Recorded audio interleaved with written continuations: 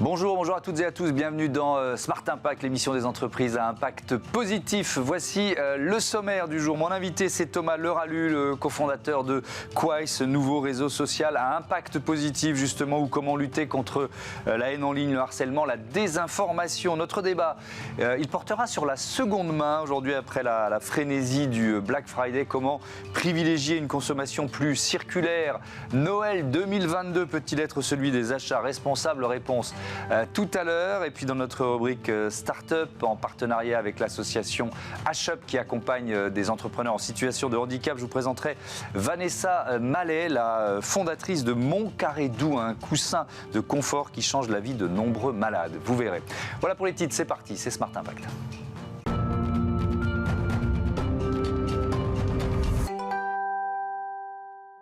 Bonjour Thomas Leralu, bienvenue. Vous êtes donc le cofondateur de Quai, un réseau social. On peut y faire quoi sur ce réseau social ? C'est très simple, la même chose que sur n'importe quel réseau. Ça se rapproche assez d'un réseau d'échange comme Twitter. Il ne faut pas le voir comme un TikTok ou un YouTube qui est un réseau de médias, qui est un réseau de contenu. Nous, on essaye vraiment de faire un outil qui aide les gens à mieux se comprendre. Vous prenez Twitter, c'est énormément de débordements. Partout dans le monde, tout le monde s'en plaint. On est quand même sur une stat extraordinaire de un tiers des jeunes de moins de 30 ans qui a déjà subi du cyberharcèlement, de la haine en ligne, des choses comme ça. Et force est de constater que la solution ne viendra certainement pas des GAFAM, des intérêts économiques étrangers finalement. Aujourd'hui, on s'est rendu compte que ces réseaux étaient conçus sur une base quantitative. Ils sont là pour faire du clic. Et bon, s'il y a de l'invective, s'il y a de la bagarre un peu sur ces réseaux, eux, ça leur fait du chiffre, ça leur fait de l'activité, ça leur fait de la pub. Bref, tout leur business model, tout leur modèle économique est basé là-dessus. Donc, ils sont, ils ont des débordements, fake news, harcèlement, ça, liés à leur nature. Nous, on résout ça en remettant tout à plat. Alors justement, on va détailler ça. Donc on est plus proche de Twitter, donc ça veut dire un réseau d'échange. Twitter, c'est 240 signes, je crois. On peut aussi proposer des vidéos, des photos évidemment associées. On sera un peu dans cette épure-là. Si moi je viens sur Quai aujourd'hui, c'est ce que je peux faire, grosso modo ? Grosso modo, oui, les vidéos ne sont pas encore supportées. On peut mettre un lien vers une vidéo YouTube, ça marchera sans problème, mais tout le reste fonctionne. La principale différence, c'est que l'outil lui-même a été conçu pour mettre en avant les informations pertinentes. Disons simplement, pour résumer, que on est sur un réseau social où les fake news, la haine, le cyberharcèlement ne décollent pas, ont tendance à rester invisibles, tout simplement parce que la nature du réseau a été faite comme ça. C'est pas une question de magie, d'algorithme, c'est vraiment des innovations derrière. Il y a un écosystème. Et on a tout simplement une sérénité des échanges retrouvés, un impact sociétal positif. Quand on voit ce qu'Elon Musk est en train de faire de Twitter, il viendrait intégrer 62 000 comptes bannis pour des infractions multiples, plus évidemment étant celui de Donald Trump. Ouais, mais en même temps, il vient juste de virer Kanye West. Oui, mais et puis il vient de virer aussi la moitié des salariés. Bref, vous vous dites, finalement, on arrive au bon moment, on peut être une alternative. Alors évidemment, Twitter aujourd'hui, c'est 350 millions d'utilisateurs. Bon, voilà. Mais c'est le bon moment pour créer un réseau social alternatif comme ça ? C'est toujours le bon moment. Mais c'est vrai qu'aujourd'hui, les gens en ont marre. On en est arrivé à un stade où on ne fait qu'attendre que les stats évoluent. Comme j'ai dit, 30% de harcèlement. Les fake news ont un impact tel que le Congrès américain s'en inquiète. Le gouvernement français aussi, d'ailleurs. On a nos propres surveillances là-dessus. Aujourd'hui, c'est surtout qu'on en parle parce qu'on se rend compte que des milliardaires achètent des réseaux. Ils vont devoir rentabiliser ces réseaux. Et l'intérêt de l'utilisateur réel, on se demande s'il va vraiment être respecté. Alors, vous en êtes où on peut déjà utiliser Quai, vous cherchez des investisseurs pour monter en puissance, vous en êtes tout de l'histoire de l'entreprise. Aujourd'hui, nous avons, c'est pas des promesses, le système fonctionne.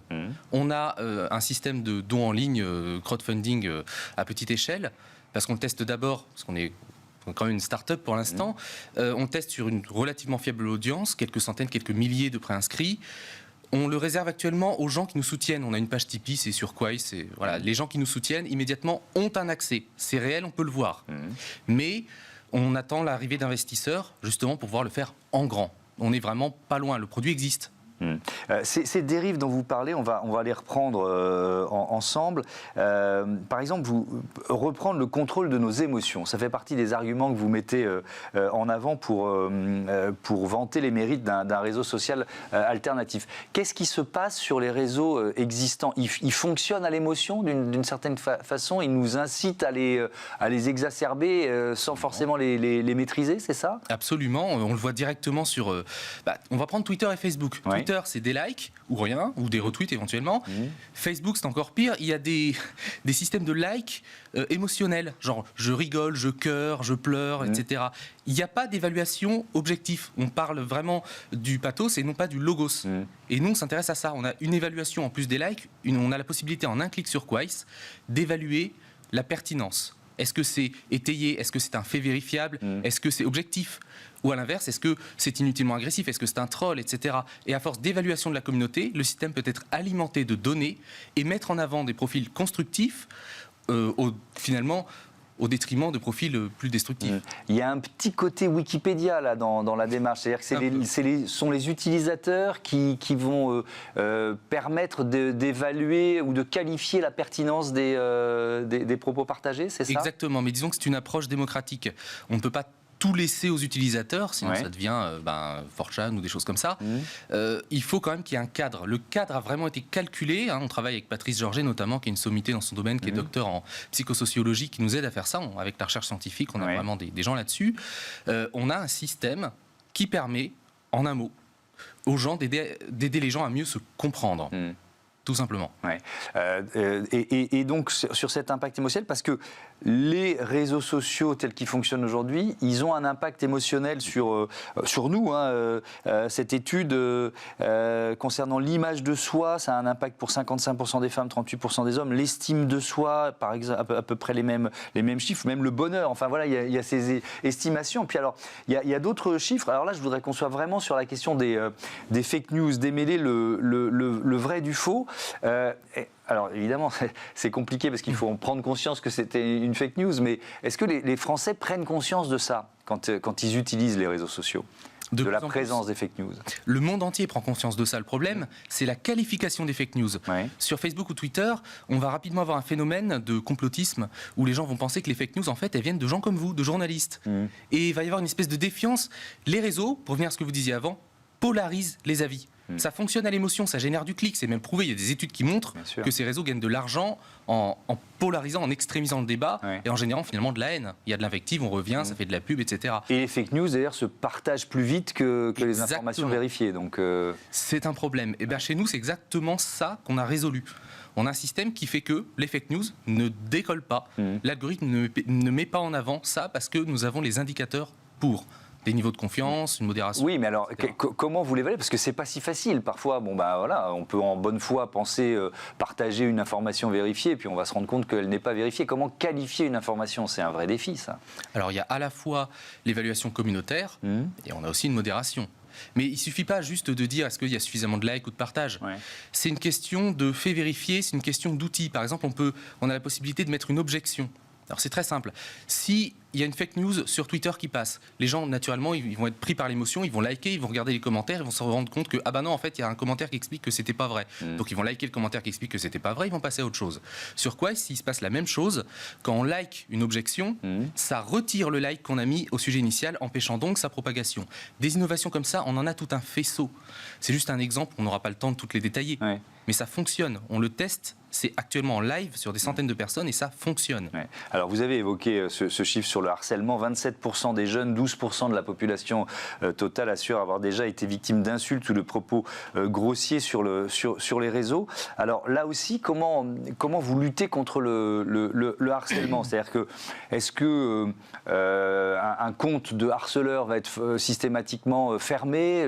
Sur d'autres réseaux, parfois ça prend beaucoup de temps et même des fois on n'y arrive pas. Donc comment vous allez faire?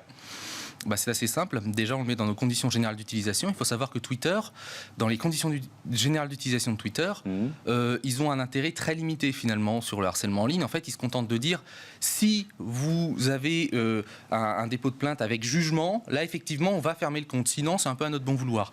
Nous, on a vraiment une surveillance là-dessus. On a des indicateurs, encore une fois, ces indicateurs de pertinence où en un clic, on peut dire inutilement agressif, etc., qui nous permettent de remonter l'information et donc avant même de les bannir, de les faire baisser en visibilité. Donc finalement, les trolls, on ne peut pas les supprimer. On ne peut pas atteindre finalement la liberté d'expression, parce que c'est un peu de ça dont il s'agit, mais on peut éviter de les mettre en avant. On ne peut pas supprimer la bêtise et la haine, mais on peut les rendre invisibles. Allez, on termine sur le modèle économique, parce qu'on a vu que Twitter, puisqu'on est beaucoup sur la comparaison, Twitter a perdu de l'argent pendant de nombreuses années. C'est quoi le modèle économique de Quaise ? Il est double. Pour que ça fonctionne, il faut à la fois qu'on dépende des publicités, sauf que nous, on ne va pas revendre des tas de données, on va juste mettre de la publicité contextuelle non intrusive, mais on propose aussi un modèle premium, c'est-à-dire qu'on peut payer quelques euros par mois pour avoir un accès premium sans pub. Et on pourra aussi avoir des fonctionnalités avancées, comme l'export de sujets complets avec un sommaire, des diagrammes et tout, en un seul clic. Merci beaucoup, merci Thomas Leuralu et bon vent à Quaise. On passe à notre débat. Et si pour Noël, on s'offrait des cadeaux de seconde main ?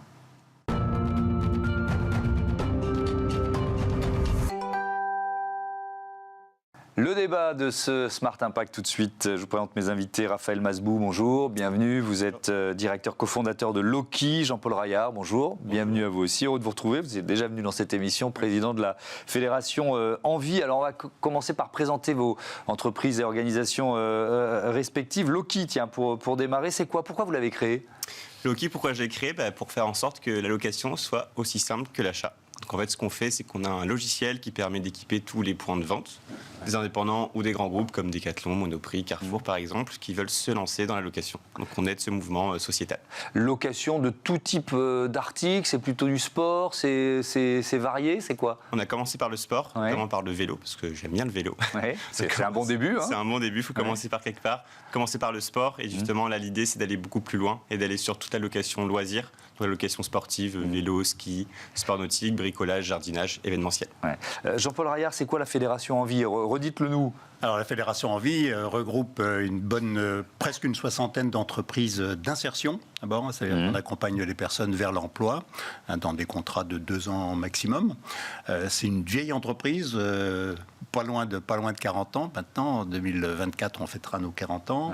Et spécialisée alors dans plusieurs domaines. Le premier domaine, donc naturellement, je l'ai dit, c'est insertion. Le deuxième, c'est tout ce qui est réparation, remise en état donc de produits donc sous forme de déchets, et notamment l'électroménager, vers des produits réutilisables, qu'on garantit 2 ans.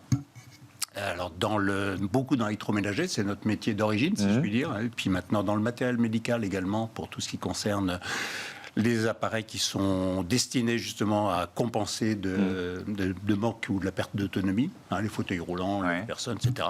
Et puis aussi, on a une grosse activité dans le recyclage également et dans le transport, la logistique. Voilà. 3200 personnes au total. Et alors, vous êtes aussi à l'initiative du Green Friday. Et je voudrais bien qu'on fasse un focus là-dessus. Vous nous rappelez de quoi il s'agit, le Green Friday ? Oui, alors le Green Friday, c'est une idée qu'on a eue pas tout seul, mais aussi avec plusieurs autres. On est 6 associés, si je puis dire, dans ce mouvement d'origine, fondateur. L'idée, donc, justement, c'était on s'apercevait que le Black Friday commençait à focaliser très fortement en 2017, donc les projecteurs, donc, au moment des achats de Noël ou avant, le Thanksgiving, etc., les modes importés, etc. Nous, on a toujours travaillé donc, sur l'économie circulaire, donc l'antithèse du on achète, on consomme, on jette. C'est ça. Et le Black Friday nous semblait très représentatif aussi de ce mode sur lequel il fallait dépasser. Une sorte de frénésie de consommation. Une frénésie de consommation qui amène beaucoup d'effets d'inconvénients et aussi beaucoup de tromperies souvent du consommateur. Et on va voir cette charte d'engagement que vous proposez aux entreprises avec le Green Friday. Raphaël Masbou, j'ai une double question. D'abord, ce que vous défendez, c'est l'usage plutôt que la possession. Est-ce que vous ressentez que quand même c'est un mouvement qui prend de l'ampleur parmi les consommateurs français, ça ? Complètement. C'est l'économie de la fonctionnalité, ce qui vient très bien d'être expliqué. C'est dire aujourd'hui, je suis convaincu que les Français veulent consommer moins, mais veulent consommer mieux. Et donc justement, l'usage, la location fait partie de cette tendance sociétale, consommation plus responsable, plus locale, plus équitable, et justement couplé avec la seconde main, fait vraiment l'économie de la fonctionnalité, de dire j'achète, je consomme en utilisant et je vais revendre derrière en seconde main pour vraiment avoir une durabilité du produit beaucoup plus longue. Mais la question du prix, parce que bon, moi je suis consommateur évidemment, et c'est souvent ce que je regarde encore en premier quand même, évidemment, le prix. Et ça rejoint le Black Friday, parce que si le Black Friday marche, c'est aussi parce qu'il y a cette promesse de ristourne énorme, hyper avantageuse, etc. Je ne suis pas sûr qu'au final on y gagne vraiment, mais bref, ça c'est une autre partie du débat. Mais cette question du prix, elle reste quand même centrale, elle reste quand même primordiale, non ? Complètement. C'est pour ça que la location est avantageuse aussi. C'est-à-dire que vous allez utiliser un produit seulement quand vous avez besoin de ce produit-là. Donc forcément, au lieu d'empiler des matériaux dans nos caves, dans nos appartements, là on va utiliser un produit seulement quand j'en ai besoin. Donc forcément, ça va être moins cher. Acheter une raclette 20 € ou l'utiliser juste une fois, payer 2 €, parce que je fais une raclette par an, forcément on est gagnant au niveau du porte-monnaie. Jean-Paul Rayard, sur cet aspect prix, et moi je parle presque de fausses économies avec le Black Friday, parce que souvent on se retrouve à acheter des produits dont on n'avait pas forcément besoin. Vous voyez ce que je veux dire ? Alors on ne dit pas du tout qu'il y a de mauvaises affaires à faire au Black Friday. On dit souvent qu'il y a tromperie quand même du consommateur, puisque notamment les prix de comparaison ne sont pas les bons. Alors là, il y a une directive européenne et puis ensuite une loi donc aussi qui oblige maintenant donc aussi à avoir des prix de comparaison et à prouver que c'était bien le prix donc dans le mois qui précédait l'achat, etc. de référence. Mais la revue Que Choisir a bien montré aussi très récemment que si des enseignes s'étaient mieux comportées, d'autres aussi donc continuaient à dériver, ou même sur la même marketplace, la même place de marché aussi, on pouvait trouver donc les deux choses, des prix effectivement corrects et des prix tout à fait incorrects. Voilà, donc il y a... Et puis après, l'autre chose, c'est la surconsommation, c'est cette période de surconsommation. Donc nous, on est très contre, ce que disait Raphaël, aussi la consommation un peu réflexe, je veux dire, donc on a tiré, donc, et on a un mouvement plutôt de sensibilisation du consommateur en faisant un acteur aussi du développement, mais du vrai développement, du bien-être, derrière, en réfléchissez à ce que vous achetez, donc réfléchissez dans quelles conditions il a été produit, d'où il vient, est-ce que vraiment vous avez cette utilité-là, etc.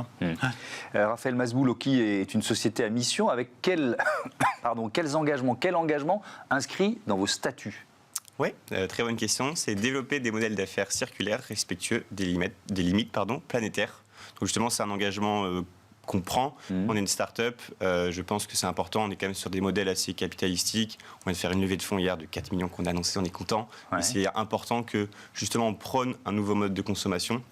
Donc il faut qu'on s'engage aussi, nous, vis-à-vis de la société. On a des indicateurs financiers à respecter, mais aussi évidemment impact et écologique. Oui, le fait que ce soit inscrit dans les statuts, voilà, ça pérennise l'ADN de l'entreprise d'une certaine façon. C'est pour ça que vous l'avez fait ? Complètement. Ça pérennise, ça donne du sens, ça nous engage et ça nous force à respecter et pas simplement dire on est une start-up à impact, tout le monde peut le dire, mais il faut s'engager derrière et c'est ça qui est important pour nous. Bon, vous avez signé la charte d'engagement Green Friday ou pas encore ? Pas encore.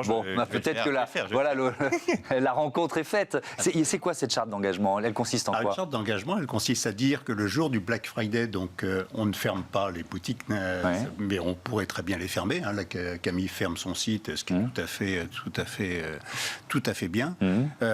L'engagement, c'est le fait de dire que on vend, on ne fait pas de rabais donc ce jour-là, et on réserve 10% donc de ces ventes à des associations qui luttent justement pour la transition écologique. Donc on a 4 associations de référence, mais aussi à Liberté également aussi pour ceux qui participent de verser à d'autres associations. Mais on flèche vers 4 associations. On les challenge pas, mais on a des accords naturellement avec eux. Ça peut représenter donc plusieurs au total, donc plusieurs milliers d'euros là, vraiment. Il y a une dimension de commerce équitable qui est inscrite dans cette charte, c'est ça ? Il y a une dimension de commerce équitable, naturellement. Alors, il y avait un adhérent donc, qui s'appelle Équitable, justement, qui était adhérent auparavant, puis après, qui a faute de temps, qui a préféré aussi, mais qui est toujours, donc, participe toujours à l'opération, qui travaille sur le commerce équitable. Et donc il y a une forme de, comment dire, encore une fois, c'est choisissez donc les produits ou les services qui vraiment répondent donc à votre besoin et puis ont été faits donc dans des conditions sociales et environnementales, donc tout à fait correct.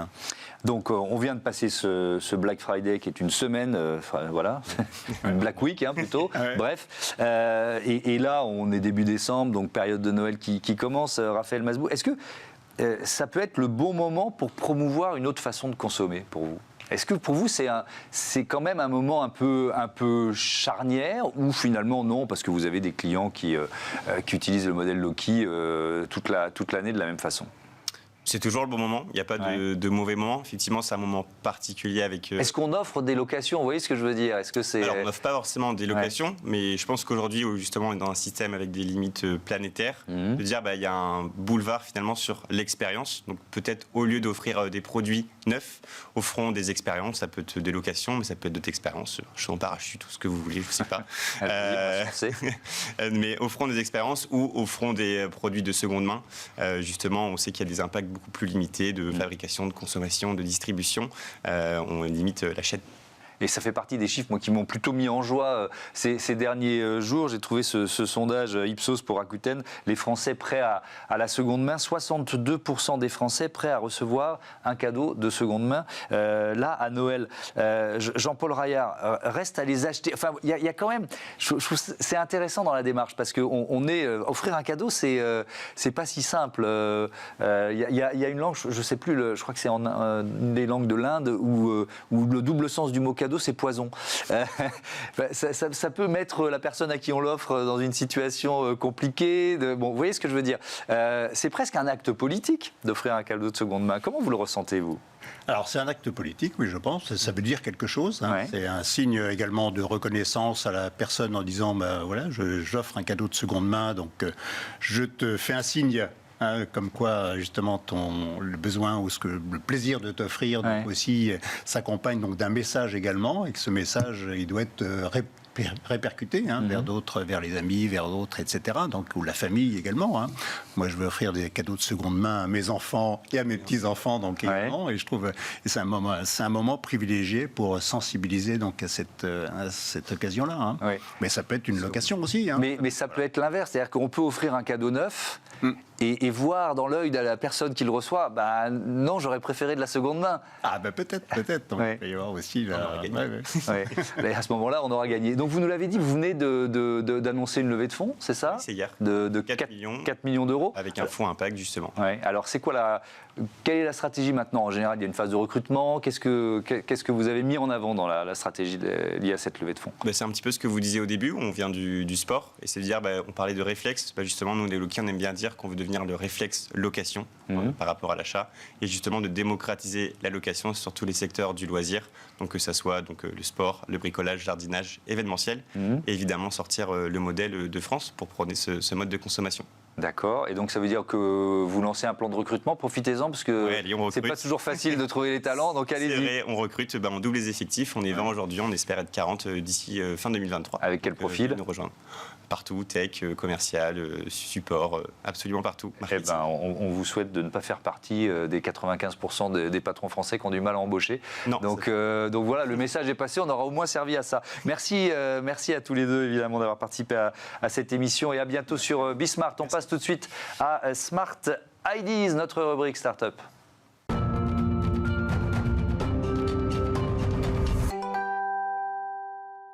Smart Ideas en partenariat avec l'association HUP, l'association qui fait la promotion des entrepreneurs en situation de handicap, et avec Vanessa Mallet. Bonjour. Bonjour. Bienvenue, vous êtes la fondatrice de Mon Carré Doux. Vous avez remporté un trophée HUP, félicitations. Merci. Dans la catégorie créateur. C'est quoi Mon Carré Doux? Pourquoi vous l'avez créé?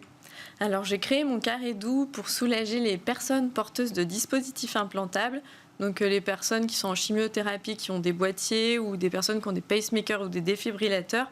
Et comme j'étais infirmière coordinatrice en oncologie, je me suis rendu compte qu'il y avait beaucoup de personnes qui n'arrivaient pas à mettre la ceinture de sécurité à cause de la compression sur le boîtier, ou même tout type de sac à cause de la lanière, ou des soutiens-gorge. Donc on a co-créé avec les patients dans le but de soulager le plus grand nombre de personnes possible et qui retrouvent une qualité de vie acceptable. Ouais. Alors vous êtes venu avec l'objet, donc c'est une toute jeune entreprise, vous l'avez créée en juin dernier. Enfin, quand on voit ça, on se dit c'est tellement simple, pourquoi n'y avoir pas pensé avant, quoi? C'est ça.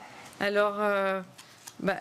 Vous, c'est quoi? C'est les retours de patients, en fait, le point de départ? Le point de départ, c'est les retours des patients. Ouais. Et parallèlement à cela, ma maman, en fait, a été 2 ans en chimiothérapie. Ouais.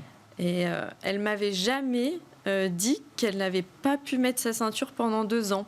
Et donc, je lui ai posé cette question, pourquoi tu me l'as jamais dit? Parce Ouais. que c'est vrai qu'on est proches. Et elle m'a dit, il y a tellement de choses dans la maladie que je devais accepter cette douleur Oui, comme si c'était normal. comme quoi. si c'était normal. Ouais. Sauf que non, ce n'est pas normal. Il fallait créer quelque chose. Alors, vous avez fait une petite liste, mais quelle maladie? On parle de dispositif implantable. Alors, pardon, mais c'est quoi exactement et pourquoi c'est aussi simple, finalement, de lutter contre cette douleur? Parce que c'est une vraie douleur Oui, dont on parle. c'est une vraie douleur, une gêne.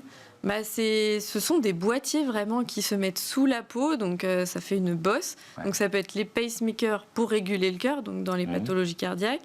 En chimiothérapie, la plupart des gens ont ce boîtier qu'on appelle une chambre implantable.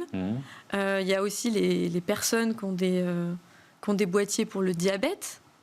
Après, pourquoi il n'y avait pas de dispositif de ce genre je ne sais pas, peut-être que...